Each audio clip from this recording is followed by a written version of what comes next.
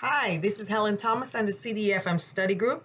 I'm going to be continuing the review of CDFM Module 4, Competency 3, Resource Management. And I'm going to pick up on page 4.3.35 and finish up this section.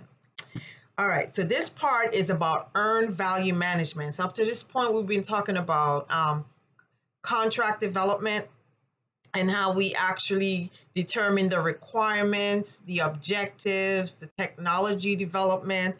We went through the phases of the acquisition process and so forth. So earned value management is now, once the work is on the way, is how you relate the scope of the work to the associated estimates that we made for budget, cost, schedule, performance, how quick this is supposed to get done. Now you're actually, as you're moving along the timeline, you actually have to measure those things to make sure you're on schedule, you're on target, you're on cost. So EVM, Earned Value Management, is a key tool in the management and oversight process for major defense acquisition programs. It says there's a requirement for EVM as it is practiced today in the Department of Defense and can be traced to three public laws: the Government Performance and Results Act of '93, the Federal Acquisition Streamlining Act of 1994, and the Klinger-Korn Act. It is a tool that allows both the government and the contractor. So at different stages, you think of a contracting officer representative, at various stages in the process, the government representative and the vendor, the contractor, sit down to have visibility on the technical costs, the schedule, and the performance of the project. But also it provides the necessary data points, checkpoints, decision points. So this visibility not only provides insight into how the contract is being performed, but it also provides the necessary data points and necessary elements, the statistical data necessary to determine the completion cost. Remember when we talked about cradle to grave, as you're actually going through the process, now you need to be measuring your baseline, your starting point cost, and what you estimated the cost to be to what the actual cost is. So earned value management allows you to do that. EVM also ensures that cost, schedule, and performance, technical aspects of the contract, are really integrated with one another. Evm Applicability in the middle of page 4336. Earned value managed compliance is required on cost or incentive contracts valued at greater than $20 million. So that sounds like something important to know. So your threshold for EVM, anything over $20 million, you're going to do an earned value management. You're going to sit down with that contractor at various checkpoints to make sure that you're still on cost, schedule, performance. Cost, schedule, performance. You're checking each one of those variables. Let's go to page 4337. Earned value management is a tool that does three things: relates the scope of the work to its associated budget and schedule. 2, it measures the work progress. So we're looking at progress, scope of work based on the budget, and the value of the work as it is completed. So based on budget, scope, progress, and the value of the work once it's done, just like you think about, okay, the value of your home before you do any projects to it. You have an estimate, you want to add an addition, you want to add a sunroom. Now, once you add the sunroom, once you're adding it, you want to check the progress. Are they on schedule? If they say they're going to finish it in a month, okay, midway, are you about ready to complete this project? Yes.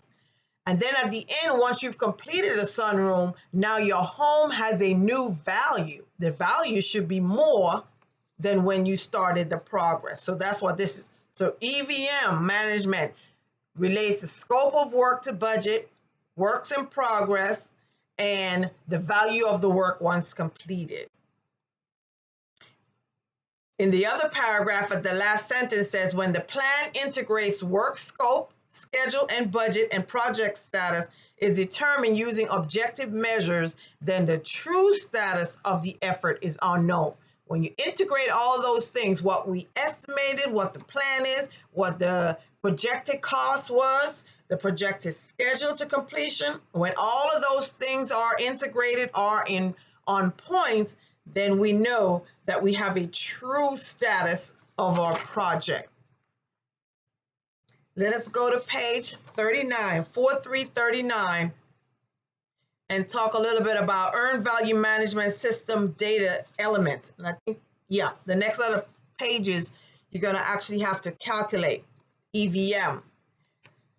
So again, budgeted costs. So when you look at the chart on the bottom of page 39, the BCWS, budgeted cost of work schedule, versus actual cost of work planned. And on the BCWP, budgeted cost of work performed, schedule variances will be your differences in your schedule. Cost variances will be the difference in your cost. So I think on the next page, it's best to go there on page 40. I got a lot of highlights here. So you see the definitions there. So these I know for certain we're going to have to do calculations on the exam.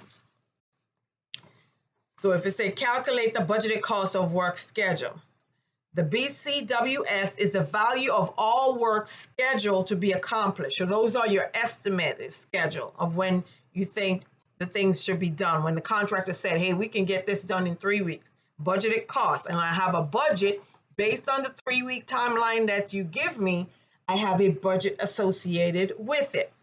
So it is the value of the work schedule to be accomplished in a given period and represents the planning function required by EVM. Budgeted cost of work performed is the value of the work actually accomplished. So once I perform it, I look at what I budgeted versus what the cost is once the job is done. I compare those things. ACWP is the actual cost of work performed, is the cost incurred and recorded for performance measurement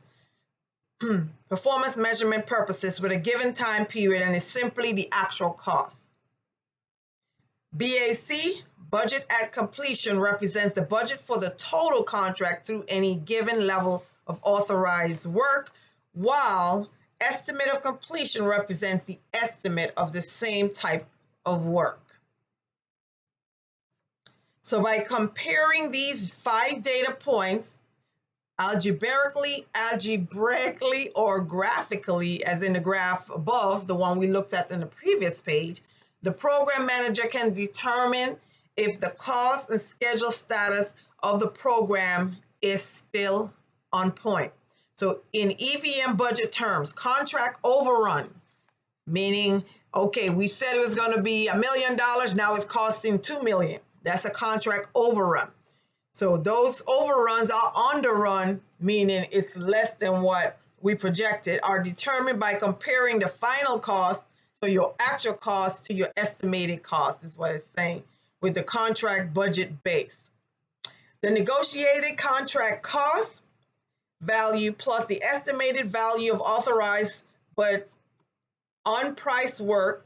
An example, authorized but unpriced work might be an approved contract change. Okay. So based on what your estimates are, once you have an actual cost, you compare the two to see where you are in the process. Is it a cost overrun? Is it just a simple increase, or like is your final cost doubled? So EVM. All right, page 4341. I got a couple of things here. So the percent start versus percent finish for EVM technique, 50-50 or 25-75. The percent start technique is an objective, different way in which you can look at the data, or 0 to 100. But what I have highlighted in the middle of that paragraph, where the sentence starts, earned value or budgeted cost of work performed is respectively realized in the reporting periods. The work actually starts and finishes. We don't want to know when the work starts, when it finishes, and then we look at the cost. This technique tends to overstate performance in the first half of the period or performance and understate performance in the last half. For this reason, reporting periods should be proportioned based on relative amount of work scheduled. So depending on how the work is broken down will determine at what point you actually evaluate the process. If most of the work is done on the back end and you're evaluating on the front end, you're not going to get a true picture of what is going on. So two very common pitfalls for this technique are realized when work packages are purposely opened ahead of schedule and when unrealistic percentages such as 80% in the beginning, 20 are used for the percent start and finish, and both of these conditions result in misleading the EVM results. So you got to figure that out. All right, so you have various other techniques on page 42, but the second one I have next to it, that is the best method, the weighted milestone. So based on how much work is done, if you have more, less, more work, based on the weighted average of the amount of work being done, that will determine the objective of how much detailed evaluation is used there. So it says the weighted milestone EV technique is an objective earned value technique for discrete work. It is the best EV technique for long-term discrete work packages. It says it in there. It's the best method. And you can read through the rest. Jump to the last one on page 42, apportioned effort. So based on how much effort you may have to apportion, you can weigh it, or apportioned. So apportioned effort is an EV technique as well as a work package category. An apportioned effort work task is typically a support task or staff function which can be tied to a discrete task or set of tasks. So apportioned is the support elements that goes with the primary weighted milestone. All right. So your best method is your weighted milestone. And on page 43 at the top, it tells you your worst method is the level of effort EV technique. It is a subjective, so that means you're guesstimating effort. It's a subjective earned value technique as well as a work package category. It is the least desirable. So that would mean is the worst one, least desirable. So we got our best or least, and the apportioned is your set of staff or support tasks that is tied into the discrete task, specified end items. Okay. Page 44 starts we're still on EVM, but we're looking at establishing the performance measurement baseline. So that's the topic there. So there are three categories to classify work packages: discrete, apportioned, level of effort.